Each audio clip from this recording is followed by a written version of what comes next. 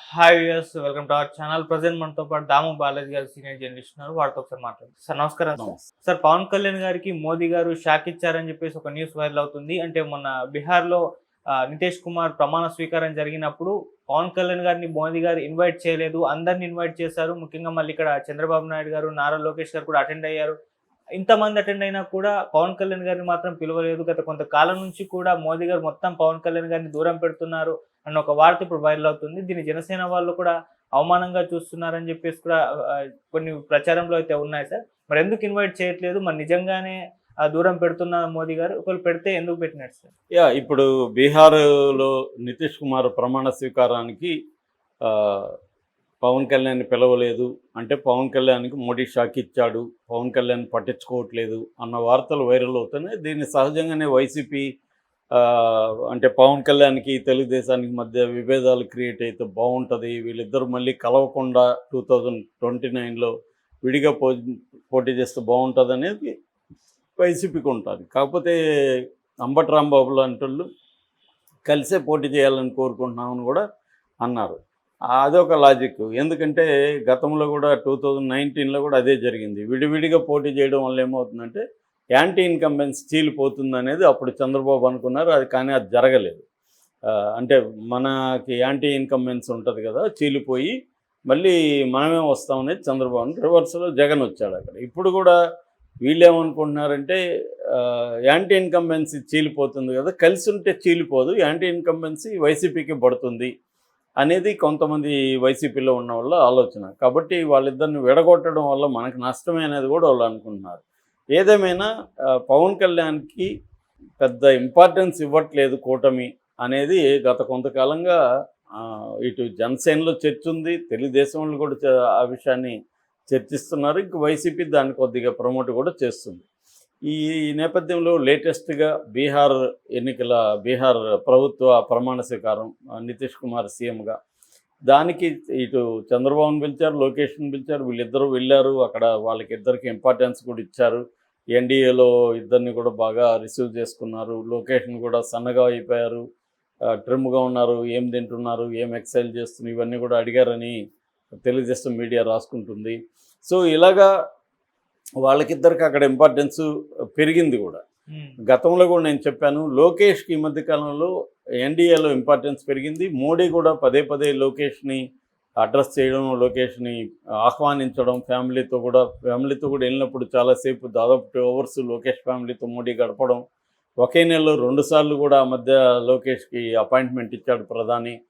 ఇక్కడికి వచ్చినప్పుడు కూడా పవన్ కళ్యాణ్ పట్టించుకోకుండా లోకేష్ని ఎక్కువ పట్టించుకోవడం, ఇవన్నీ కనిపిస్తుంది. దీన్ని మనం నేషనల్ పొలిటికల్ సినేరియోలో భాగంగా అర్థం చేసుకోవాలి. ఎందుకంటే 2024లో మోడీ అంటే బీజేపీకి స్వతంత్రంగా గవర్నమెంట్ని ఫామ్ చేసే ఇది రాలేదు. గతంతో పోలిస్తే ఒక 60 తగ్గాయి. దానివల్ల ఇప్పుడు తమ మిత్ర పక్షాలతో మంచిగా ఉండాల్సిన అవసరం ఏర్పడింది. అయితే బిగినింగ్లో పవన్ కళ్యాణ్ కూడా వాళ్ళు నేషనల్ లెవెల్లో ఉపయోగించుకుందామని అనుకున్నారు. ఇటు చెన్నైకి పిలిపించారు, చెన్నైలో బీజేపీ సమావేశాలు పిలిచారు, మహారాష్ట్ర ఎన్నికలకి పిలిపించుకున్నారు, ఇవన్నీ జరిగాయి. అయితే కొంత తేడా కనబడుతుంది తర్వాత కాలంలో.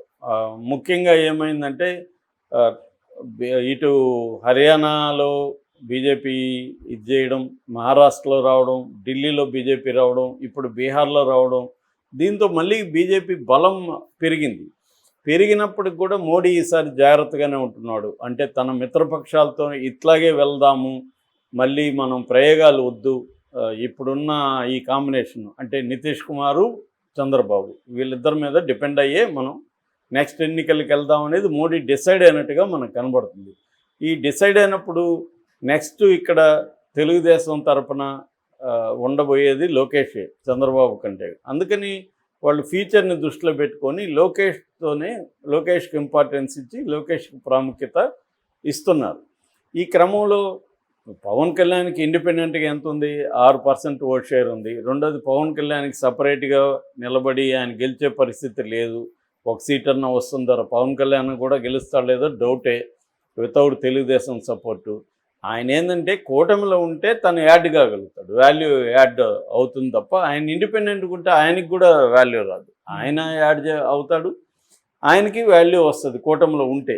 కూటమిలో లేదనుకో ఆయనకు ఉండే వాల్యూ కూడా పడిపోతుంది. ఇది మోడీ వాళ్ళకి తెలుసు.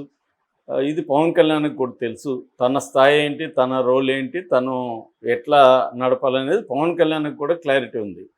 కాకపోతే ఏంటంటే జనసేన వాళ్ళు ఎక్కువ ఊహించుకుంటారు, ఎక్కువ పవన్ కళ్యాణ్ కాబోయే సీఎం అని అవన్నీ గతంలో ఉండేవి. అది కొంత పవన్ కళ్యాణ్ కూడా ప్లాన్డ్గానే చేశాడు. ఎందుకంటే వాళ్ళ నిరుత్సాహపడకుండా వాళ్ళని ఉత్సాహాన్ని అలా కంటిన్యూ చేయడానికి అప్పుడప్పుడు నేను కూడా సీఎం అవుతానని మాట్లాడడం ఇలాంటివన్నీ ఉన్నాయి.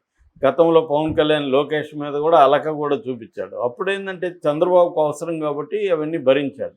ఇప్పుడు అవసరం లేదు చంద్రబాబు కూడా. చంద్రబాబుకి కానీ మోడీకి కానీ అర్థమైంది మనం ఎంత ఇంపార్టెన్స్ ఇవ్వాలో అంతే ఇవ్వాలి పవన్ కళ్యాణ్కి, ఇతను ఎక్కడికి పోడు అనే విషయం వాళ్ళకి అర్థమైంది.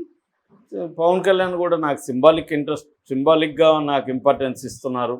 రియల్గా ఇంపార్టెన్స్ ఇవ్వకపోయినా మనం దాన్ని సింబాలిక్ ఇంపార్టెన్స్ని మనం ప్రచారం చేసుకుంటూ అప్పుడప్పుడు హడావిడి చేసుకుంటూ ఇలా గడిపేద్దాం అనేది పవన్ కళ్యాణ్ కూడా ఉంది. ఈ లోపల పార్టీని స్ట్రెంగ్తన్ చేసుకోవడం అట్లాంటివి చేసుకోవాలి పవన్ కళ్యాణ్. అంతేగాని మోడీని వ్యతిరేకించో చంద్రబాబును వ్యతిరేకించే పరిస్థితి పవన్ కళ్యాణ్కి ప్రజెంట్ సిచ్యువేషన్లో లేదు. అతనికి ఇంక వేరే మార్గం లేదు. కాంగ్రెస్తో కలవలేడు, జగన్తో కలవలేడు. ఇంక వేరే ఆల్టర్నేటివ్ ఏముంది పవన్ కళ్యాణ్కి? సొంతంగా పార్టీ నిర్మాణమే లేదు అతనికి. కాబట్టి అతను ఇప్పుడు వెళ్ళి రాజకీయాల్లో సొంతంగా చేసేది ఏమీ లేదు పవన్ కళ్యాణ్. అదే అతనికి కూడా తెలుసు. అందువల్ల మోడీ ఏంటంటే తన ఫ్యూచర్ని దృష్టిలో పెట్టుకొని పవన్ కళ్యాణ్కి కొంత తగ్గించి, ఎందుకంటే పవన్ కళ్యాణ్కి ఇంపార్టెన్స్ ఇచ్చే కొద్దీ లోకేష్ హర్ట్ అయ్యే అవకాశాలు ఉంటాయి. నేషనల్ లెవెల్లో పవన్ కళ్యాణ్ని పెంచారనుకో మోడీ, లోకేష్ ఆటోమేటిక్గా ఇబ్బందిగా ఫీల్ అవుతాడు కదా. అందువల్ల అది వాళ్ళకి తెలుసు కాబట్టి పవన్ కళ్యాణ్కి ఎక్కువ ఇంపార్టెన్స్ ఇవ్వకుండా లోకేష్కి ఎక్కువ ఇంపార్టెన్స్ ఇచ్చి పెంచడం అనేది వాళ్ళకున్న రాజకీయ అవసరాల కోసం చేస్తారు తప్ప వ్యక్తిగతంగా పవన్ కళ్యాణ్ అవమానించాలని మోడీకి ఎందుకు ఉంటుంది? మోడీకి ఏంటంటే రాజకీయ అవసరాలు రీత్యా ఎవరికి ఎంత ఇంపార్టెన్స్ ఇవ్వాలి, ఎప్పుడు ఏం చేయాలనేది వాళ్ళ క్లారిటీ ఉంటుంది. కాబట్టి ఇవాళ ఉన్న పొలిటికల్ కాంటెక్స్ట్లో లోకేష్కి ఇంపార్టెన్స్ ఇవ్వడం అనేది మోడీకి రాజకీయ అవసరం. ఓకే, దానివల్ల చేస్తున్నాడు. ఎప్పుడైతే లోకేష్కి ఇవ్వాలో పవన్ కళ్యాణ్కి ఆటోమేటిక్గా తగ్గించాలి. ఇద్దరిని బ్యాలెన్స్ చేయలేరు, ఎందుకంటే ఇద్దరు ఒకటి కాదు. లోకేష్కి 40% ఓట్ షేర్ ఉన్న పార్టీ నాయకుడు ఆయన, పవన్ కళ్యాణ్ 5-6% ఉన్న నాయకుడు. కాబట్టి ఇవన్నీ దృష్టిలో పెట్టుకొని ఆయన మోడీ బ్యాచ్ జాగ్రత్తగా ఉన్నారు. అట్లాగే జగన్తో కూడా జగన్ని మరీ రూయిన్ చేసేసి కంప్లీట్గా జగన్ని పొలిటికల్గా కిల్ చేసేయాలనేది కూడా మోడీకి లేదు. కొంత బ్యాలెన్స్ చేయాలంటే జగన్ కూడా యాక్టివ్గా ఉండడం అవసరం. అప్పుడే తెలుగుదేశాన్ని కూడా మనం కంట్రోల్ చేయొచ్చు అనేది కూడా మోడీకి ఉన్న ఒక అండర్స్టాండింగ్. అందువల్ల ఏదైనా కూడా ఎవరికి ఎంత ట్రీట్మెంట్ ఇస్తున్నారు, ఒకప్పుడు చంద్రబాబుకి వీళ్ళు కేర్ కూడా చేసేవాళ్ళు కాదు. ఇవాళ ఎందుకు చంద్రబాబుకి పెద్ద పెట్టేశారు? రాజకీయ అవసరాలే, అంతకంటే అందరికీ తెలిసిన విషయమే. సో అందువల్ల పవన్ కళ్యాణ్కి అవమానం అనేది ఏం లేదు ఇక్కడ. వ్యక్తిగతంగా పవన్ కళ్యాణ్ కూడా నన్ను అవమానిస్తున్నారని ఆయన కూడా ఫీల్ అవుతున్నారని నేను అనుకోను. ఆయనకి ఇవన్నీ రాజకీయాలు తెలియనివాడు ఏం కాదు పవన్ కళ్యాణ్. ఆయన కూడా ఎప్పటి నుంచో 2008 నుంచి రాజకీయాల్లో ట్రావెల్ అవుతున్నాడు కాబట్టి ఆయనకి ఇవన్నీ తెలుసు. కాబట్టి ఆయన కూడా తన సింబాలిక్ ఇంపార్టెన్స్ని చూపించుకుంటూ ఆయన కేడర్ని నిరుత్సాహపరచకుండా చూసుకుంటూ ఆయన ట్రావెల్ అవ్వాల్సిన అవసరం ఉంది. మోడీ తన రాజకీయ అవసరాలు తెస్తే లోకేష్కి ఇంపార్టెన్స్ ఇవ్వడం అనేది ఆయన అవసరం. Okay sir, thank you so much.